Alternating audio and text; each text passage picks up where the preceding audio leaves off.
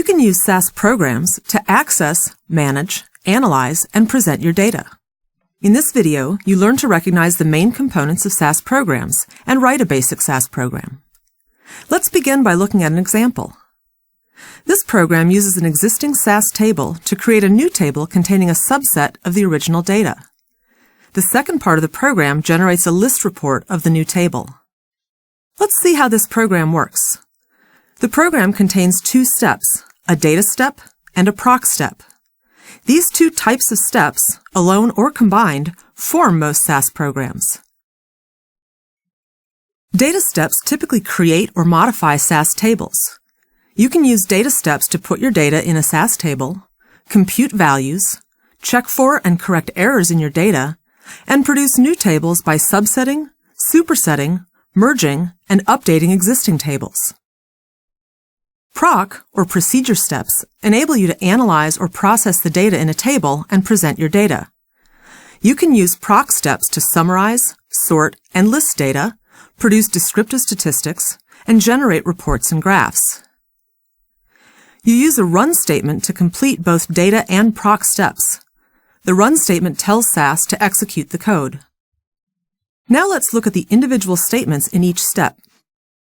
Each step in a SAS program is made up of a sequence of statements. SAS statements usually begin with a SAS keyword and always end with a semicolon. The data step begins with a data statement, starting with the keyword data, followed by the name of the new table to be created, European cars. Because this program is reading a SAS table, next you use the set statement to specify the table sashelp.cars. Following the set statement, the data step can contain additional programming statements. In this example, a where statement specifies that the new table, European cars, will include only those rows where the value of origin is Europe.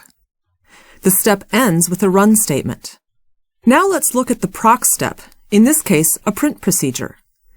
It begins with the keywords proc print, followed by the data equals option, and the name of the table used in the report, European cars. By default, if no subsetting options are specified, the print procedure lists all rows and columns. So let's submit the code and see what happens. I'll click Run. Notice that SAS displays program results immediately after the code has run. I'm going to check the log to make sure that the program ran without errors. There are no errors or warnings, so that's good. I see two sets of notes in the log, one for each step in the program. Let's look at each in turn. The first set of notes follows the code for the data step and indicates that SAS read 123 observations, or rows, from the table sashelp.cars, where origin equals Europe, and created the table European cars in a temporary library named work. The second set of notes follows the code for the proc print step. SAS read the 123 rows from work.europeancars and generated a list report. Now that I've confirmed that the code ran correctly, I'll look at the results. Here I see a report that lists all rows and columns for the European cars table. The default results format is HTML, but I can use buttons on the toolbar to download the results in RTF or PDF format if needed. Now that you understand how SAS programs are structured, let's write one from scratch. Suppose I want to create a new table that is a subset of sashelp.heart.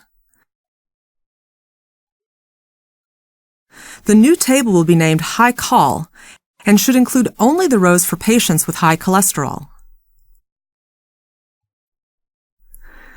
I'll start by typing a data step, beginning with the keyword data. By the way, I've disabled the autocomplete feature to make it easier for you to see what I'm typing. You might choose to leave this feature enabled as you work. I specify the name of the new table, High Call, and end the statement with a semicolon. Next, I type the set statement, specifying the input source as the table sashelp.heart.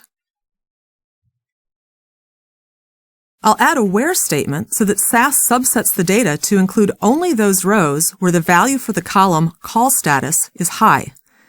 I need to be sure to match the case for this value to the mixed case that is used in this column of the table. I'll complete the program with a run statement.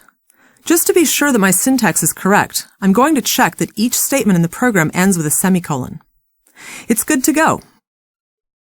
I'll submit the code and look at the log. SAS read 1,791 observations, or rows, from the table sashelp.heart and created the table highcall. There are no errors or warnings. Now I'll add a basic proc print step to generate a list report of the new table. I'll highlight this new code and click Run. I'll check the log to be sure that the code ran correctly, and then I'll review the results.